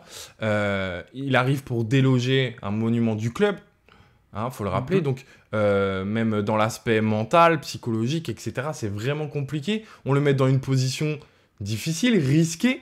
On aurait pu très bien se retrouver avec 2 boulettes en 3 matchs, par exemple, et puis on met Paul Lopez au placard et on remet Mandanda en se disant « Wow ». Comme War Machine dit, il y a 0 boulette depuis le début de saison, c'est... Voilà, bah tu vois, et ça, ce qui est important, c'est là où c'est important de souligner tout le positif et ne pas oublier de ce que peut apporter Paul Lopez, parce que je suis intimement persuadé qu'à un moment donné, il va en faire une, quoi. J'allais dire, et quand il la fera, il faudra surtout pas lui tomber comprendre dessus. que c'est normal. Voilà, il faudra l'accepter et dire, écoute, c'est ce qu'on te demande. Et par rapport à tout le positif que tu nous as apporté en jouant de cette manière, finalement que ça nous coûte qu'un seul but, c'est loin d'être dramatique. Et en fait, il en apportera plus qu'il en coûtera, donc de l'instant, le ratio est positif. Exactement. Alors, ce qui serait intéressant, c'est de trouver une vraie séquence où ça part de lui, de cette relance, et que ça nous amène sur un but. J'ai pas fait attention si depuis le début de saison, c'est vraiment arrivé. Pour être honnête, je ne pense pas, mais en tout cas, on s'est offert des opportunités à chaque fois, ou des actions très dangereuses, et ça, c'est quand même hyper important. Sans les opportunités qu'il a créées, le nombre d'opportunités qu'il a empêchées pour l'adversaire, aussi, déjà, de toute façon. Totalement. À partir de ce moment-là. Et puis, il y a Karim qui dit un truc très, très, très intéressant dans le chat. Est-ce que Balerdi a perdu sa place à cause de ça? J'allais te le dire. Et la question se pose. Honnêtement, je n'ai pas vraiment la réponse, parce que honnêtement, je sais pas s'il a perdu sa place à cause de ça. Ce qui est sûr, c'est que enlever Balerdi, ça te permet d'avoir Saliba qui est indéboulonnable, ça te permet d'avoir Tchaitat Sarr qui est aussi en ce moment très bon. En plus de ça, tu as un gardien qui peut s'intégrer dans la ligne de 3 et relancer avec le ballon, trouver des lignes de passe. Donc en fait, si tu enlèves Balerdi pour Paul Lopez, tu perds rien et tu gagnes beaucoup. C'est peut-être aussi un peu pour ça. J'ai pas vraiment la réponse, mais c'est une possibilité. C'est hyper intéressant. Moi, si je devais me mouiller, je dirais même que la présence de Paul Lopez rend meilleur qu'Aleta Tchar. J'ai l'impression que aujourd'hui, il est meilleur en partie grâce à Paul Lopez. Maintenant, ce n'est que mon avis, mais en tout cas, c'est très intéressant, effectivement, ce commentaire de Karim, il est très très juste. Et puis, faut pas oublier quand même, j'ai pris l'image pour la forme, mais il nous fait l'arrêt sur les pénaltys qui nous permet de se qualifier. Donc, sacrée prestation de Paul Lopez. Alors, pour être tout à fait honnête, le pénalty n'est pas des mieux tirés, mais il part du bon côté, il l'enlève. C'est tout ce qu'on lui demande. Parfait, quoi. Pour le moment, c'est parfait. Et on en parlait en début d'émission, on l'évoquait. J'ai une petite pensée quand même pour Mandanda qui, normalement, devait jouer ce match, qui se plaint d'une petite douleur à la cheville pour ne pas le jouer et tout. Je commence à me poser de plus en plus de questions, en tout cas sur la mentalité de Mandanda sur cette fin d'histoire avec l'OM. Je suis vraiment déçu. Je pense qu'il y a aussi Ouais, moi aussi, ça me déçoit un peu. Après, je me dis aussi que il y a eu des rumeurs qui ont été vite amorcées, notamment celle de Lorient, mais je pense qu'il était peut-être en instance de départ et qu'il n'a pas en plus envie de forcer sur une blessure pour pas amputer tout ça. Bon, au final, il est quand même pas parti, mais à ce moment-là, il était peut-être en discussion avec d'autres clubs. Ouais. C'est des excuses faciles peut-être, mais en tout cas, ça peut être possible. Ouais, il y a Pragmatix aussi qui nous dit « Je pense que Balerdi remplacera Camara la saison prochaine ». On peut se poser la question, ça se tient. Je suis pas convaincu à 100%, mais pas convaincu non plus. Après, il faudra voir, comme Tchaitat Sarr et Alvaro partiront certainement, et Saliba aussi. De toute façon, il y aura des postes à prendre. C'est ça, on est d'accord là-dessus. Écoute, on avait réservé une petite partie sur Milik. Normalement, je vois qu'on est déjà à 1h10. Et on voulait évoquer également l'avant-match de Lyon. On va faire simple. Je vois qu'il y a du monde sur le chat. C'est parfait. Est-ce que vous préférez que l'on revienne sur l'entrée en jeu de Milik, qu'on a préparé un peu quelques séquences, et qui peut nous permettre de se projeter peut-être sur ce soir si Milik est dans le 11 de départ, ou est-ce que vous préférez déjà qu'on bascule un petit peu sur le match de Lyon, que l'on évoque ce match de ce soir? On va pas pouvoir faire les deux, donc n'hésitez pas sur le chat à me dire ce que vous préférez, et on bascule sur le thème que vous allez choisir. Du coup, on attend quelques réponses, mais c'est pas plus mal parce qu'on aura pas le temps de faire tout. Et ça m'embête un peu de survoler Milik l'espace de 2-3 minutes. Et puis en plus, de toute façon, de ce que j'ai compris, Milik a annoncé titulaire pour ce soir, donc on pourra peut-être faire un petit peu les deux en même temps au final. Finalement, c'est vrai que ça va être assez lié. Comme tu veux, c'est toi chef, vous m'aidez pas. Campagne 34. Il y a Bocagino qui nous dit Lyon. On attend encore quelques commentaires. Un mix. Bon, vous êtes pas gentil, vous voulez tout en fait. Hein. Let's go sur Milik. Lyon, Milik, c'est tout. Pourquoi pas l'avant-match? On aura l'occasion de reparler de Milik plus tard. On peut faire sinon, c'est parler du match. Et quand on parle de Milik, on met une séquence deux qu'on avait vu. Essayons. Écoute, match de ce soir, comment tu vois les choses? Alors, je m'étais noté quand même, on va pas se mentir. Il y a pas mal d'absents du côté lyonnais. On a Toko Ekambi, Paqueta, Kadewere, Aouar, Dembélé, Denayer, Da Silva. On a 3, 6, 7 joueurs quasiment titulaires en moins. Alors, n'oublions pas de notre côté quand même qu'on a Dieng, Gain, De La Fuente et Balerdi, mais voilà, c'est pas des titulaires indiscutables. On joue un Lyon un peu faiblard, en tout cas sur le papier au départ. Est-ce que c'est pas le moment d'aller prendre les 3 points, Mathias?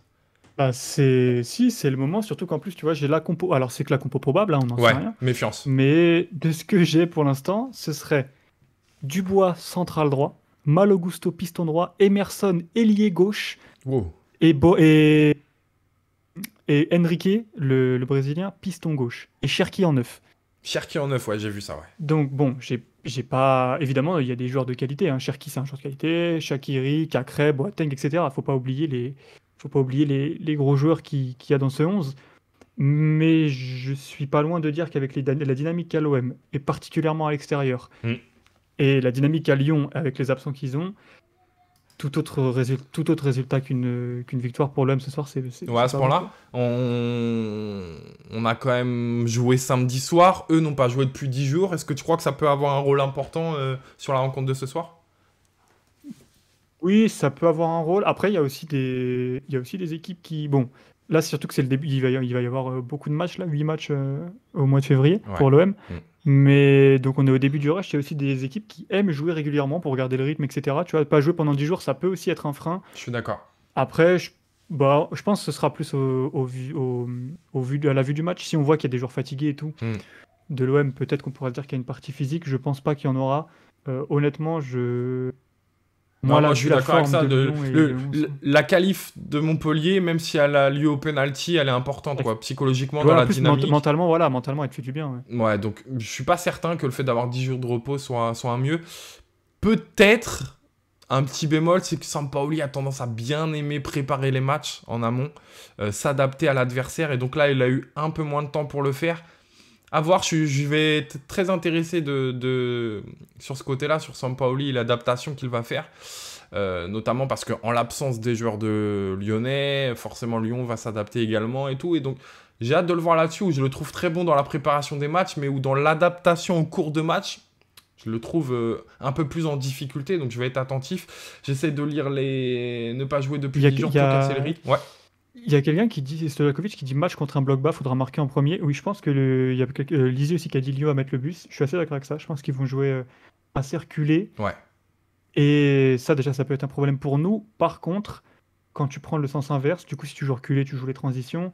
Emerson, Cherki, Shaqiri devant. Si tu fais pas de bêtises, normalement pour les transitions, t'es pas trop inquiété, sachant que le seul joueur de profondeur, c'est Toko Ekambi et il est pas là. Ouais. Ou Moussa Dembélé, pourquoi pas.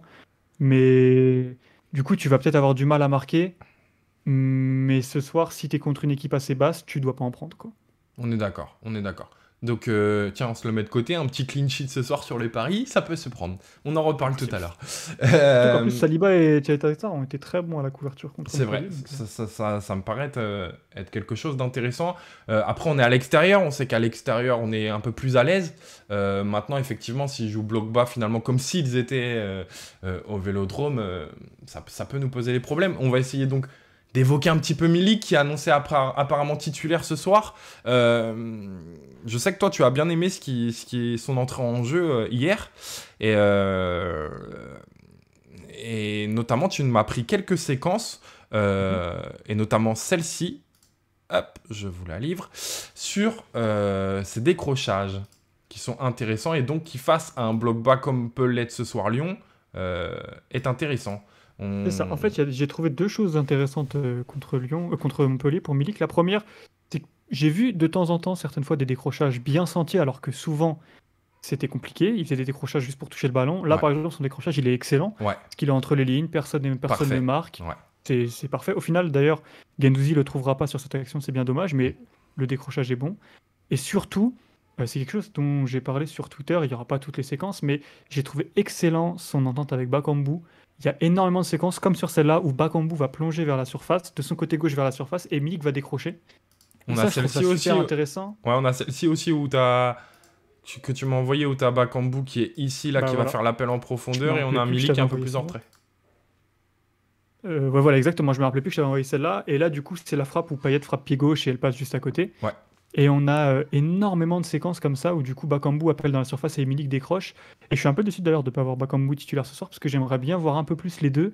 Parce que sur la grosse demi-heure qu'ils ont joué ensemble, je les ai trouvés vachement intéressants. Même si petit hic, j'aimerais voir peut-être un petit peu plus Milik décrocher, Milik attaquer la surface et Bakambu repiquer. Ouais, Parce qu'au final, si par exemple Payet trouve Milik là, de par sa la question se vitesse. pose de qu'est-ce qu'il va faire du ballon, quoi, parce Ouais, qu'il sait pas, il est pas forcément très fort de loin. ouais. Il saura peut-être pas la glisser à Bakambu.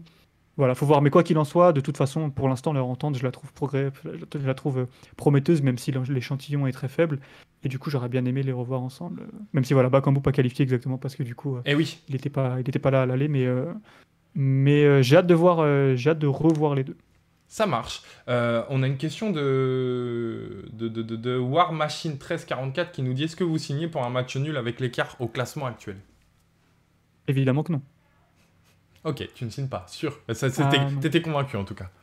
Ah oui, là, avec la forme de l'OM, la forme de Lyon et Ouais, les 2-11, ouais. Et puis il y a aussi un côté, bon, faut pas faire je pense qu'il faut pas en faire une montagne, mais avec ce qui s'est passé à l'aller, une victoire, ce serait agréable pour le côté Eh mental. ben, j'allais en venir. Avec les déclarations aussi qu'a fait Bose là, Voilà, c'est ça. je compte sur un Et Payet très très énervé.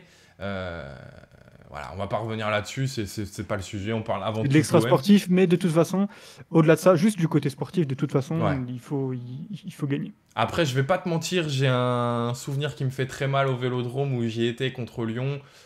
Cette défaite 3-2 là, qui nous coûte la place en Ligue des Champions après, alors Ah, tu qu'on est parles très de loin. Memphis quand la tête où il saigne et tout, là. Exactement, je suis au stade. Euh, je l'ai un peu Ouais. mal vécu et j'avoue que j'en fais encore quelques cauchemars. Et Mitroglou n'était pas rejoué, il était dans notre surface, hein. Il était pas hors jeu, effectivement. Ouais, ça, c'est Mais important de le bon, rappeler. après, est-ce qu'il aurait eu les jambes pour faire la moitié du terrain sans se faire rattraper? Je suis pas certain non plus. Ouais, ça, Moi, le c'est souvenir clair. que j'en ai surtout, c'est à 2-2 des tribunes, j'avais envie de crier stop, on arrête tout. Vu la physionomie du match, on s'arrête là, match nul, c'est très bien. Et au lieu de ça, poussé par notre égalisation, on pousse encore et au final, on se fait prendre derrière. J'ai un peu mal vécu, donc j'avoue que j'ai un peu ce traumatisme. Donc, j'en viendrai pas à dire un match nul, ça me conviendrait, parce qu'effectivement, vu les forces en présence, etc., en fait, j'ai surtout envie de voir peut-être une amélioration, en tout cas, dans notre efficacité que tu évoquais. Ce soir, j'ai vraiment envie de la voir dans notre spontanéité, tu vois. J'ai envie que contre Lyon, on soit un peu moins peut-être dans le calcul et plus dans le lâcher Ouais. prise, en tout cas d'un point de vue offensif, tu vois. Et surtout que ça, moi, je sais pas ce que ça vaut, mais je me dis que, tu vois, le retour du public, ça peut aider ça. Les matchs à huis clos, ça force peut-être un peu, enfin, ça pousse un peu le contrôle et tu vois, d'avoir un peu plus de folie et tout, ça peut Ok, alors ce participer soir à on est à huis envenimer un clos peu par le contre, match. mais oui, sur les matchs. Ouais, enfin, ce soir à huis clos, mais tu vois, je te parle pour la suite. Ouais. Et puis, Ouais, j'ai juste, là, je viens de voir, ça me paraît important de le dire, le banc de Lyon ce soir, ouais. c'est Polarsbeck, Bonnevie, Diomandé, Lonami, Keita, Bonnet, Barcola, Souni. Ouais, donc oui. Voilà. On est d'accord. Sur le papier, il faut prendre les 3 points. Après, il faut rester méfiant. Ça reste C'est ça. Lyon. Bien sûr, oui, bien sûr. Des C'est un remplaçants gros, qui il y a veulent des se joueurs de faire une place, qualité. etc. Mais Non, c'est sûr. on a envie d'être positif ce soir. En tout cas, on l'espère. C'est sûr. Alors, j'ai pas pris toutes les séquences. Il y a notamment une séquence de Milik où j'ai marqué Milik défaut. Tu sais quoi, avant le match de ce soir, on va essayer de rester dans un bon mood, dans la confiance qu'on a, et on va zapper cette petite séquence. Et je pense que c'est le moment idéal de basculer sur les pronos pour terminer cette émission. Si vous avez quelques questions, c'est le moment. qu'on aborde quelques sujets assez rapidement, qu'on réponde en 1 ou 2 minutes, c'est vraiment le moment. Et nous, on va basculer sur le côté prono. Vous le savez, je suis partenaire de TheBet. Et j'insiste encore une fois, c'est un vrai partenariat, donc je remercie vraiment TheBet qui me permet aujourd'hui de faire ce type de contenu. C'est grâce à eux en partie que j'ai le temps nécessaire pour le faire, que j'ai le matériel nécessaire pour le faire, que ça fait un peu beau gosse, là, les lumières, etc. Et c'est important de le dire, voilà, qu'aujourd'hui je peux me développer davantage. Donc au-delà de l'aspect partenaire commercial, on se dit ça y est, il évoque les paris pour ça. Vraiment, non, ça me tient à cœur et c'est une vraie collaboration qu'on a. Et si aujourd'hui, je peux vous proposer un contenu toujours gratuit comme ça, toujours aussi travaillé et tout, et ben c'est aussi grâce à ce genre de partenaire, grâce à TheBet. Donc, c'est important pour moi de le faire et c'est toujours important de le dire. Voilà, même si, soyons très clairs, c'est un jeu d'argent. Allez-y, mollo, les gars. C'est interdit aux mineurs, n'oubliez pas. Et voilà, je le répète, allez-y mollo, jouez ce que vous pouvez jouer avant tout pour le plaisir. C'est la gimmick de TheBet, hein, TheBet de plaisir. Et vraiment, allez-y mollo, c'est très très important. Mais c'est vrai que ça peut rajouter un peu de piment sur un match. Et voilà, ça peut faire plaisir tout simplement. Et ben écoute, je vais te demander... déjà, je vais m'engager... allez, si tu donnes le bon prono ce soir... Je t'offre des free bets sur TheBet. Et si tu te rates, peut-être qu'on pourra évoquer quand même quelques free bets. Ça va, le défi n'est pas trop relevé. Comment tu vois les choses ce soir? Si tu devais prendre un pari sur la rencontre, est-ce que déjà tu te projetterais sur simple victoire, nulle défaite? Est-ce que tu prendrais autre chose? Voilà. Est-ce qu'il y a quelque chose qui te parle là, de prime abord? Alors, c'est un peu paradoxal. Parce que, comme j'ai dit, tout autre résultat qu'une victoire, selon moi, serait un mauvais résultat. Mais si tu prends les forces en présence de Lyon et le bloc bas qui s'annonce, je suis pas hyper convaincu, sachant que tu as quand même une charnière qui est assez... Enfin, Lukeba, c'est un très bon joueur. Boateng, pas besoin de le présenter, et Dubois aussi. Tu as un milieu avec Cacré, Thiago Mendes. Enfin, défensivement, je suis pas hyper rassuré pour ce soir, dans le sens où j'ai un peu peur que tu butes un peu sur ça. Après, c'est toujours le même principe contre ce genre de bloc. Si tu mets le premier derrière, tout est plus facile. Mais j'espère qu'on va gagner, mais j'ai un petit peu peur qu'il y a un... Je pense pas qu'on perdra, mais j'ai un peu peur du match nul. Du match nul? Alors, le match nul sur TheBet est à 3,10. Il y a quelqu'un qui nous demande si on est favori dans les cotes. Effectivement, on est favori. Marseille est à 2,62 et Lyon est à 2,97. On a Campagne 34 qui nous donne un 2-0 pour l'OM. Laissez-moi regarder score exact. Boum. Le 0-2, la cote est à combien? Le 0-2, la cote est à 8. C'est une belle cote. Il y a quelqu'un qui nous dit qu'Emler avait été bon, il avait trouvé le 2-0. Effectivement, il avait été très bon. Espérons que tu te trompes alors, parce que si tu as un peu peur, espérons que tu te trompes sur ce match nul et qu'on l'emporte. Écoute, je suis assez d'accord avec toi. J'ai peur qu'on bute sur un mur un peu, où on manque d'efficacité. J'ai peur qu'on retombe un peu dans ces travers-là. Et c'est pour ça que j'évoquais mon envie de voir un peu plus de spontanéité, un peu plus de frappe, même si elles sont difficiles. Ils ont un gardien que, soyons très honnêtes, je déteste, mais qui n'est pas mauvais. Ils ont un Boateng qui me fait peur. Bon, et qui même peut cette saison en être... plus. Ouais, c'est ça. Et ils ont un Boateng qui peut être en taille patron, tu vois. J'imagine le truc en mode guerrier derrière et qui guide un peu tout le monde. Je suis le boss et je tiens le truc, je tiens la baraka. Ce qui me fait un peu peur, moi aussi, c'est le côté face à un bloc bas, on met Payet à gauche. Exactement. T'auras déjà pas C'est une beaucoup de très bonne situations, remarque. t'auras déjà pas beaucoup d'espace dans l'axe. En plus de ça, Rongier va jouer relayeur avec Guendouzi. Rongier est très bon relayeur et de toute façon est très bon depuis le début de la saison, mais c'est quand même pas le mec qui va te casser le plus de lignes et enfin c'est pas le mec qui produira le plus avec le ballon. Du coup, j'ai peur que Guendouzi soit un peu esselé pour produire au milieu du terrain, tu vois, le fait de Ouais. mettre en plus Payet à gauche. Je suis assez d'accord. Je suis assez d'accord. C'est ce qu'il fait. On nous propose des Milik buteurs. Sachez que Milik, il est à 2,55. On a... Possible, hein, comme on va beaucoup centrer sûrement en plus si on est contre un bloc bas, c'est pas impossible du tout. C'est possible. On a un follow de Costa Costa Zaguero. Écoute, merci pour le follow. On a un plus 1,5 en deuxième mi-temps. Waouh, tu rentres sur des trucs tactiques. Alors en plus, ça dépend de qui. Est-ce que tu évoques que Marseille, que les deux Écoutez, moi, si je possible, dois... hein, la deuxième mi-temps, c'est plutôt une bonne idée quand tu vois le banc qu'ils ont, comme j'ai dit. On est encore une fois la seule équipe, je crois que dans le premier quart d'heure, à ne pas avoir marqué et tout. On a des premières mi-temps qui sont souvent pas stériles, mais en tout cas inefficaces. Effectivement, ça se tient. J'aime bien ce pari. Écoute, si je devais me mettre sur un buteur, je suis entièrement d'accord avec ce que tu dis de Payet. Mais ce côté caractère contre Lyon, les déclarations qu'ils ont fait avant et tout, je sais pas. Je me dis que ce soir, on peut voir un grand Payet. Alors, effectivement, j'ai peur qu'il soit excentré, qu'il soit un petit peu cantonné sur ce côté et qu'il soit un peu moins énorme ce soir. Mais j'oublie pas qu'il tire les coups francs et l'Amir commence à se rapprocher. Il a tapé la barre contre Montpellier, etc. Voilà, Milik à 3-1, ça peut être une petite pièce qui peut se tenter. Payet à 3-1, ça peut être une petite pièce qui peut se tenter. Il y a Under, on l'a vu, hein. Il aime frapper. Pareil, qui est à 3-1. Under, c'est peut-être celui que je mettrais le plus. Et sinon, tu vois, j'ai mon petit doigt me dit un petit Guendouzi dans son esprit rageur, tu vois, qu'il aime bien et tout, ça me ferait plaisir. Alors, laisse-moi chercher Guendouzi. Où es-tu caché, mon petit Mathéo? Romain Fèvre, il joue pas ce soir, si? Non, il n'est pas qualifié. Ils l'ont aligné sur le... Fèvre Ndombele n'est pas qualifié ce soir. Guendouzi, je ne le vois pas. Alvaro Balerdi, Ah, si Matteo Guendouzi, il est à 5,7. 5,70. La cote pour un penalty de Lyon, elle est à combien? Je te laisse regarder, j'ai pas envie de la regarder celle-là. Là, je suis assez serein là-dessus. En vrai, on a des centraux assez propres. Donc... Alors, on a Inoxtag qui me follow. Je sais pas si c'est le vrai. Ah non, il y a 2X, donc ça doit pas être le vrai.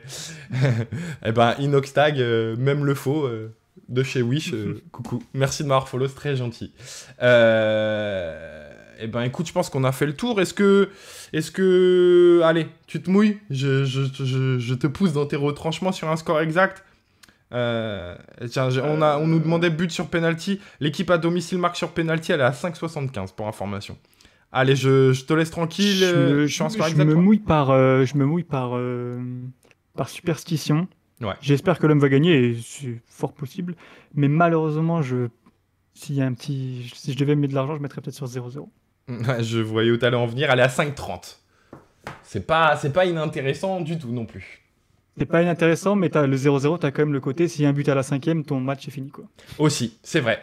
C'est vrai, d'où la prise de risque des paris, je le répéterai jamais assez. Allez-y tranquille, allez-y mollo, mais voilà. Sachez que vous pouvez vous inscrire sur TheBet avec mon code promo qui est LTDLO. Donc quand vous vous inscrivez dans les dernières étapes, à code promo, vous mettez LTDLO. J'ai rien à cacher, soyons très clairs. Voilà, si vous vous inscrivez avec mon code, ça me permet de me débloquer un petit billet. Et donc, bah voilà, ça me permet d'aider, de me soutenir dans le travail que je vous propose jusque-là.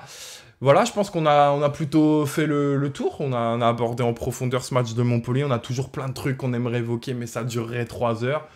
Il est 19h, dans 2 heures, moi, il faut que je m'étire, que je m'échauffe et tout un petit peu, là. Faut que je me mette... Je vais me prendre une collation, là. Faut que, tu vois, quelques assouplissements. Faut que je mette ma plus belle parure et puis que je sois concentré à analyser ça pour demain. Je le répète, n'hésitez surtout pas à suivre Mathias sur Twitter qui... Allez, tu sais quoi, regarde, je m'engage. Tu vas nous proposer quelques images demain du match de ce soir.